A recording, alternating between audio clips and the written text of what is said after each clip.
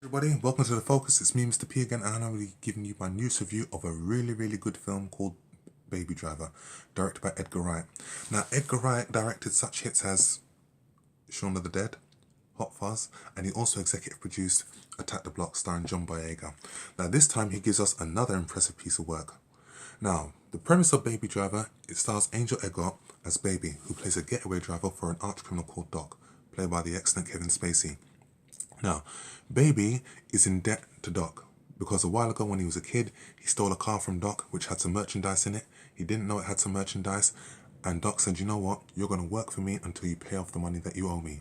So as a result, Baby has earned the right as being one of the best getaway drivers in the business. And the first scene of the movie shows Baby involved in a getaway heist with some of Doc's arch criminals.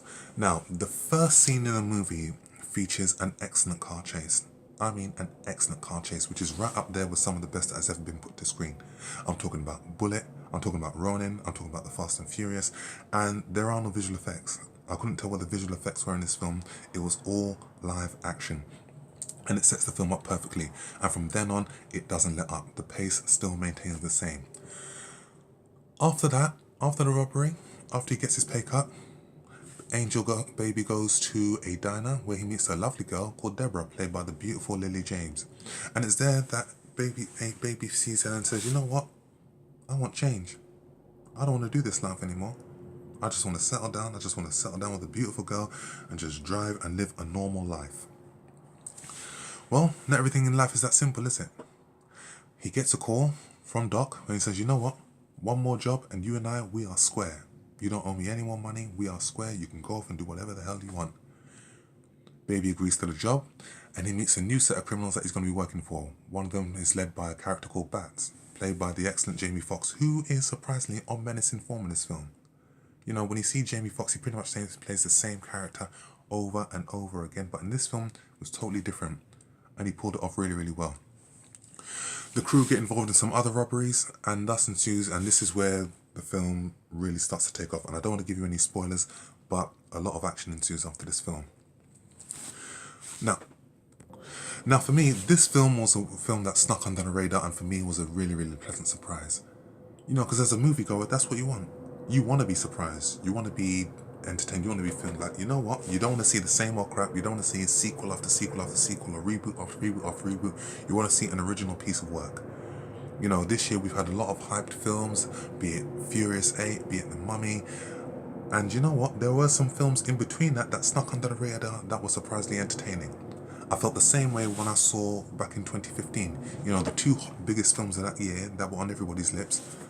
Fast and Furious 7, which was the late Paul Walker's final film, and Avengers Age of Ultron. But in between those films, you had a lot of small films that weren't promoted well, that were just as good and just as entertaining, and films that are in my DVD collection. Films like Focus, films like Kingsman, films like Spy, like Pitch Perfect 2. Excellent, widely entertaining films. This film falls into that category. Edgar Wright has written an excellent piece of work. The characters are very well drawn out. The performances are excellent all round. Ansel Elgort brings the right amount of calm, brings about cool and vulnerability to his role as Baby. Kevin Spacey, as always, he's on excellent form. Jamie Foxx, he's on excellent form as well, and he plays a menacing character called Bats, and he pulls it off really well. The relationship between Lily James' character and Ansel Elgort's character was really good. It was very well drawn out, and as a whole, all the film as a whole was really well written. The characters were really drawn out, and it was paced perfectly. It wasn't rushed. It wasn't hurried. It wasn't skimmed over. There weren't any inconsistencies in the plot.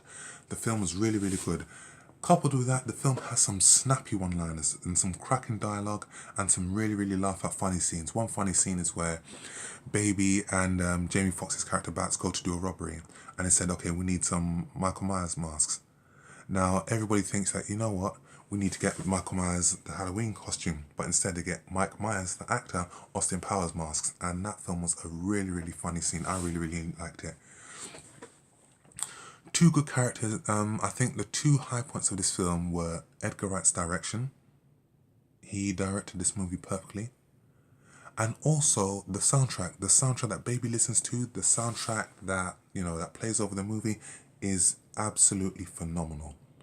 It is a character in a movie in itself, and it helps drive the narrative of the film perfectly. Now, I believe in the saying, music says everything that words can't, and it definitely does for this film. As a whole, this film is wildly entertaining, and in a year where we have had some terrible disappointments, Transformers 5, The Mummy, Pirates of the Caribbean film, Pirates of the Caribbean 5 with Johnny Depp, which I think was the worst in the series, and I think they should nail it there.